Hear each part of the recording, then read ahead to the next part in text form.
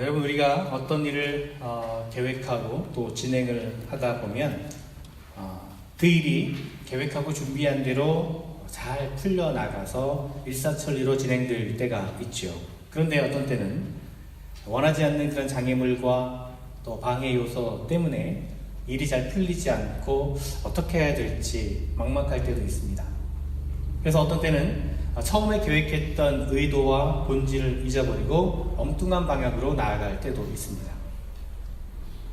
부부간의 의견 차이가 나서 다툼을 하기도 하죠, 여러분. 때로 다투기도 합니다. 처음에는 A라고 하는 문제를 가지고 사소하게 다툼을 시작했는데 조금 시간이 지나면서 서로의 감정이 이제 격해져서 다툼이 심해지게 되는데, 처음에 다툼의 그 원인이 되었던 그 A라고 하는 문제는 어디론가 사라져버리고 없습니다. 남편도 그 문제가 어디로 갔는지 모르고, 아내도 그 문제는 어디로 갔는지 모르고, 그저 조금 전에 상대방이 했던 말에 대해서만 트집을 잡아서 소리를 높이다 보니까 도대체 무엇 때문에 싸우고 있는지 그 문제를 잃어버리게 되는 때가 있습니다.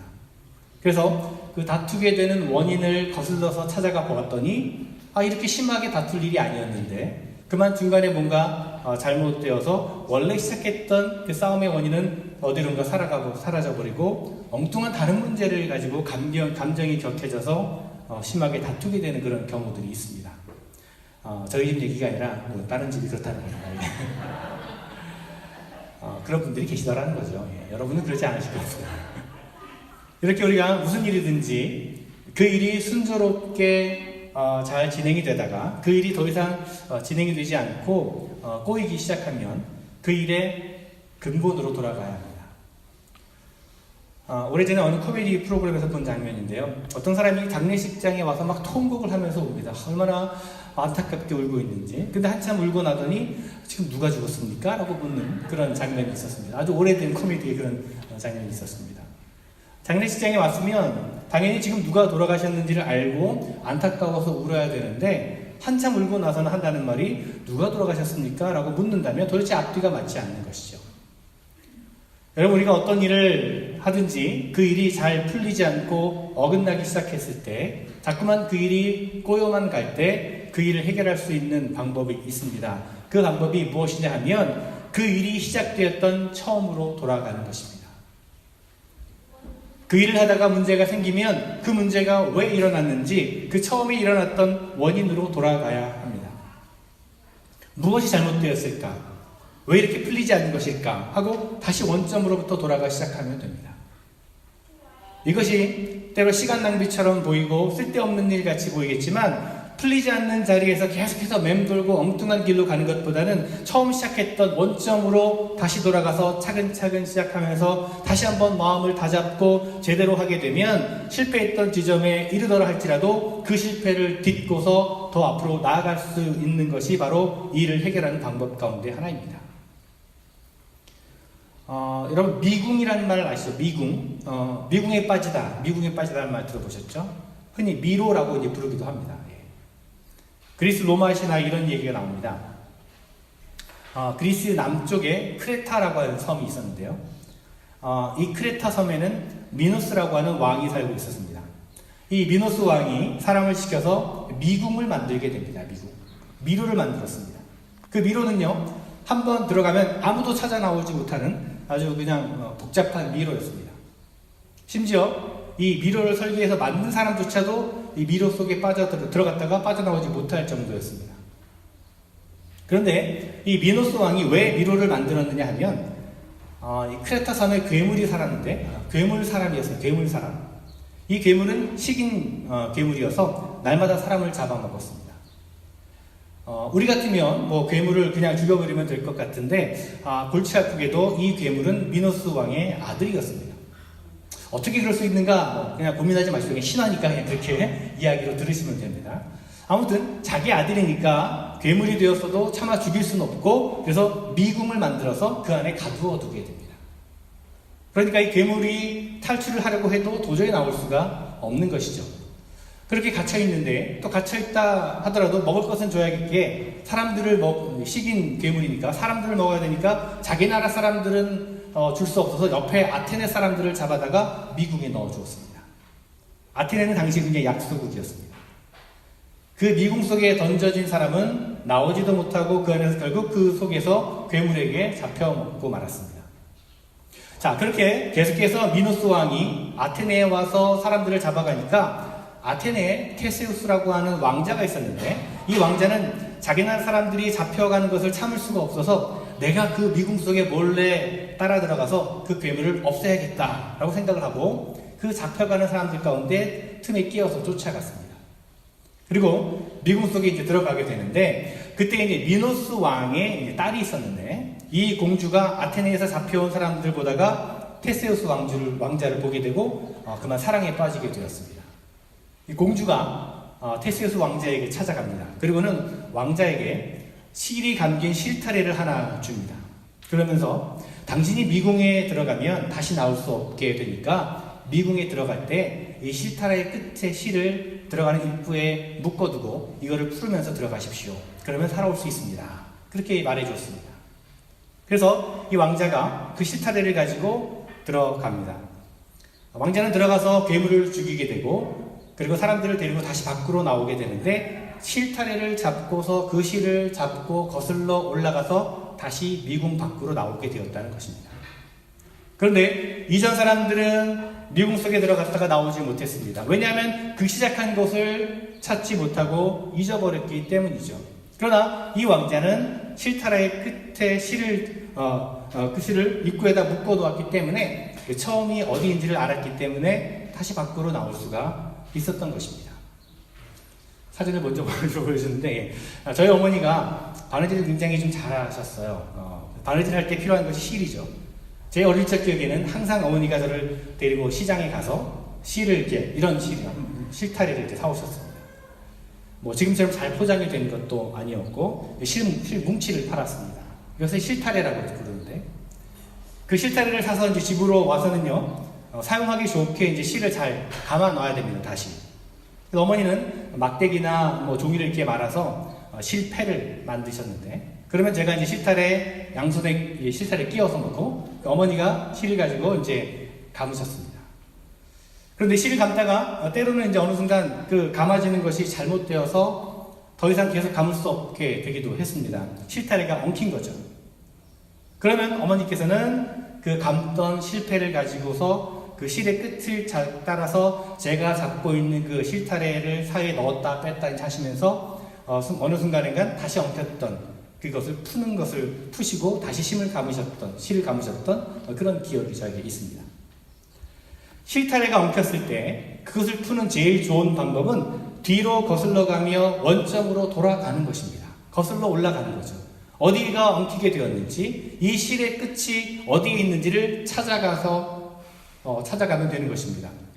뭐 성격이 급한 사람은 아예 모르겠다라고 이제 가위를 잘라버려서 거기서부터 다시 시작할 수도 있겠지만, 그렇게 하는 것보다는 그 끝을 찾아가면 그 끝에서부터 다시 역으로 짚어 나오면 왜 엉키게 되었는지, 어떻게 해결할 수 있는지 그것을 찾아낼 수가 있다는 것입니다. 그렇습니다, 여러분. 우리가 어떤 일을 하든지 일을 하다가 어떤 때는 자기도 모르는 사이에 일이 꼬이게 되고, 또 그 일의 시작이 무엇이었는지 잊어버리게 되고 어디로 가야 되는지를 찾지 못할 때가 있습니다. 그럴 때는 간단합니다. 그 일의 근본으로, 일의 처음 시작으로 돌아가면 되는 것입니다. 여러분, 우리 신앙도 마찬가지입니다. 우리가 신앙생활을 하다 보면 때로 우리가 타성에 젖어서 습관적으로 신앙생활을 할 때가 있습니다. 내가 처음 믿었던 그 믿음의 길에 들어서며 마음에 품었던 그 뜨거움은 어디선가 사라져버리고, 내가 처음 만났던 그 은혜의 감격도 사라지고, 그 다음부터는 무엇이든지 그냥 습관적으로, 형식적으로 신앙생활을 하게 됩니다. 남들은 내가 다 믿는 사람인 것을 알고 교회 다니는 사람으로 인정을 하니까 나는 교회 다니는 사람인가 보다, 그렇게 생각을 하고 아무런 감동 없이, 감정 없이 그저 형식적으로 교회 다니는 사람들이 있습니다. 우리 믿음이 어디에서 어떻게 출발했는지를 잊어버리게 되는 그런 경우가 있다는 것입니다. 그러나 그래서는 우리 신앙의 성숙함을 이룰 수가 없습니다. 그래서 우리 신앙도 때로는 우리가 처음 시작한 그 출발점을 되돌아보는 작업이 필요하다는 것입니다. 어디서부터 우리 신앙이 시작되었는가, 내 신앙의 근원은 무엇인가, 그것으로 돌아가려는 연습을 해야 합니다. 그것은 결코 과거로 후퇴를 하는 것을 말하는 것은 아닙니다. 오히려 더 앞으로 나아가기 위한, 더욱 우리의 믿음이 성숙하게 되기 위한 소중한 작업인 것입니다. 그렇게 우리의 믿음의 여정을 돌이켜볼 때 우리가 어디서부터 출발했는지는 찾을 수 없고, 그리고 지금 내가 바른 길을 가고 있는지 아니면 잘못된 길을 가고 있는지를 알 수 있게 된다는 것입니다. 그렇다면 여러분, 우리가 찾아야 될, 우리가 돌아가야 될 그 신앙의 근원은 과연 무엇입니까? 누군가 우리 신앙의 근원을 묻는다면 우리는 이렇게 대답할 수 있어야 합니다. 우리의 신앙은 하나님과 우리의 올바른 사귐, 하나님과 우리의 올바른 교제를 갖는 것, 그리고 사람과 사람 사이의 올바른 사귐, 사람과 사람 사이의 올바른 교제를 갖는 것이다 라고 이렇게 대답해 줄 수 있어야 합니다. 오늘 우리가 읽은 베드로전서 4장의 말씀은 우리에게 이것을 말해주고 있습니다. 사실 오늘 말씀 굉장히 이해하기 쉬운 그런 말씀이죠. 그런 내용입니다. 누가 읽어도 무슨 말씀인지 쉽게 이해가 되는 내용입니다. 그런데 이 말씀 속에서 우리 믿음 생활의 근원이 담겨져 있다는 것을 우리는 잊지 말아야 합니다. 자, 7절 말씀에 보니까 베드로가 이렇게 얘기합니다. 만물의 마지막이 가까이 왔으니 라고 말합니다. 만물의 마지막이 가까이 왔으니까 이렇게 신앙생활을 해라 라고 하는 그런 권면의 말씀입니다. 만물의 마지막이 가까이 왔으니 정신을 차리고 근신하여 깨어 기도하라, 서로 열심히 사랑하라, 대접하기를 힘쓰라, 봉사하라, 섬겨라, 하나님께 영광을 돌리라, 이렇게 말하고 있습니다. 자, 그렇다면 정말 만물의 마지막 때에만 이렇게 살라고 하는 말씀입니까? 만물의 마지막 때가 가까이 오지 않으면 그냥 이렇게 살지 않아도 된다는 말입니까? 마지막 때가 아니면 이런 것들을 지키지 않고 내 마음대로 내 멋대로 마음대로 살아도 된다는 그런 의미입니까? 그것은 아닙니다. 여기서 만물의 마지막이 가까이 왔다라고 하는 이 말씀의 의미는 바로 지금이 마지막 때인 것처럼 그렇게 여기면서 살아가라는 말씀입니다. 그렇습니다. 우리가 신앙생활을 할 때 늘 이렇게 마지막에 가까워 온 것 같은 그런 마음을 가지고, 그런 마음의 자세를 가지고 신앙생활을 해야 된다는 것입니다. 마지막에 가까이 온 것 같은 그런 마음을 가지고 신앙생활을 할 때 우리의 신앙이 다르게 될 수 있다는 것입니다. 오늘이 나의 삶의 마지막이라면, 오늘 하루가 나의 삶의 마지막 하루라면, 그렇다면 이 마지막에 내가 주님 앞에 어떤 모습으로 설 것인가 라고 하는 그런 마음을 가지고 신앙생활을 해야 된다는 말씀입니다. 전에 제가 섬기던 교회에서 내 생의 마지막 한 달이라고 하는 캠페인을 한 적이 있었습니다. 우리 삶이 실제로 마지막 한 달밖에 남는 것은 아니지만 정말 내 삶이 이제 얼마 남지 않았구나 라고 하는 그런 마음을 가지고, 그런 마음 자세를 가지고 한번 살아보자 라고 하는 그런 취지로 시작했는데요, 참 의미 있는 시간들이었습니다. 자신의 삶을, 자신의 신앙의 모습을 다시 한번 돌아볼 수 있는 그런 귀한 시간들이었습니다. 기회가 되면 저희 교회도 한번 해보려고 합니다. 그렇습니다, 여러분. 그런 마음의 자세를 가지고 마지막에 가까이 온 것 같은 그런 마음을 가지고 살아갈 때 우리는 우리 삶과 우리 신앙을 다시 한번 돌아볼 수 있게 되고, 어떻게 살아가는 것이 바르게 사는 것인가를 다시금 점검할 수 있고, 그로 인해서 더한층 성숙된 믿음의 삶을 살아갈 수 있게 된다는 것입니다. 자, 그렇다면 오늘 베드로 사도가 우리에게 말해주고 있는 이 마지막에 가까운 것 같이 살아가는 모습은 과연 어떤 것일까? 몇 가지를 생각해 보려고 합니다. 사실 너무나 간단한 내용들입니다. 제일 처음 뭐라고 얘기합니까? 정신을 차리고 근신하여 기도하라 그럽니다. 우리가 너무나 잘 아는 거죠. 여러분, 기도는 무엇입니까? 기도는 우리 영혼의 호흡이라고 얘기하죠. 기도는 하나님과의 소통이요, 또 하나님과 사귐입니다. 우리는 흔히 기도를 하나님께 우리가 무엇인가 요구하는 어떤 수단으로만 생각할 때가 많습니다. 하나님께서 하늘 보물창고에 여러 가지 물건을 쌓아두고 계신데, 그런데 우리가 원하는 것을 달라고 이렇게 요청하면 하나님께서 그것을 보물창고에서 다 꺼내서 우리에게 다 전해주는 그런 것이 기도라고 잘못 생각하는 경우가 많습니다. 그러나 아닙니다. 여러분, 기도는 우리가 하나님께 무엇인가를 달라고 떼를 쓰는 것이 아니라 하나님과 우리들 사이 인격적이고 영적인 교제를 말하는 것입니다. 하나님과 우리들 사이에 영적인 만남을 갖는 것이 기도입니다. 그래서 우리는 기도를 통해서 하나님께 더 가까이 나아가고, 기도를 통해서 하나님의 뜻을 깨닫게 되는 것입니다. 그래서 베드로 사도는 오늘 우리들에게 기도하라고 권면하고 있는 것입니다. 자, 그 다음에 두 번째로 뭐라고 그럽니까? 뜨겁게 서로 사랑할지니 그럽니다. 뜨겁게 서로 사랑할지니. 사랑하라는 겁니다. 여러분 이것도 너무나도 우리가 잘 아는 거죠. 여러분 우리가 크리스찬으로서 서로 사랑하라는 말 한번 들어보지 않는 사람이 어디 있겠습니까? 그런데 베드로 사도는 만물의 마지막 때라고 하는 말을 언급하면서 우리들에게 기도하라는 것에 이어서 서로 사랑하라고 얘기합니다. 여러분 기도가 하나님과 사람을 연결해주는 달이라고 한다면 사랑은 하나님과 사람을 연결해줄 뿐만 아니라 나아가 사람과 사람을 연결해주는 다리가 됩니다. 왜 그렇습니까? 사랑은 허다한 죄를 덮기 때문에 그렇습니다. 사랑은 남의 잘못을 끄집어내고 드러내지 않고 남을 품어주고 용서하는 일입니다. 그래서 사랑은 하나님과 우리의 만남 그리고 우리들 서로의 만남을 완성시켜주는 도구가 됩니다. 서로 사랑하는 일, 그 일이 마지막에 가까운 것처럼 사는 사람이 가져야 될 모습이라고 베드로 사도는 우리에게 가르쳐주고 있습니다. 그리고 계속해서 서로 사랑하는 사람들이 구체적으로 어떻게 무엇을 해야 되는지를 말해주고 있습니다. 9절 10절에 보니까 서로 대접하기를 원망 없이 하고 각각 은사를 받은 대로 하나님의 여러 가지 은혜를 맡은 청지기 같이 서로 봉사하라 그럽니다. 서로 대접하고 봉사하라 라고 이야기합니다. 여러분 자 서로 대접하고 봉사하라 이것도 우리가 늘 들어오던 말씀입니다. 대접하고 봉사하라. 그런데 많은 사람들이 서로 대접하고 봉사하는 일을 참 어려워합니다. 대접하고 봉사하는 일을 잘 못합니다. 왜 그럴까요? 사람들이 대접하고 봉사하지 못하는 이유로 드는 첫 번째는 시간이 없다는 겁니다. 시간이 없다. 남을 섬기고 봉사하는 거로 싶은데 시간이 없다는 거예요. 내가 너무 바쁘다는 것이죠. 그래서 남을 생각할 겨를이 없다는 것입니다. 두 번째 이유는 모든 면에서 여유가 안 된다는 겁니다. 공부도 해야 되고 돈도 벌어야 되고 챙겨야 될 것도 많고 뭐도 해야 되고 그래서 여유가 없다는 겁니다. 지금 내가 대접하고 봉사하기에는 아직 내가 좀 힘이 붙입니다. 그러니까 조금만 더 여유가 생기면 내가 좀 공부도 마치고 내가 좀 돈도 더 많이 벌면 그때 내가 하겠습니다. 대부분은 그렇게 이야기합니다.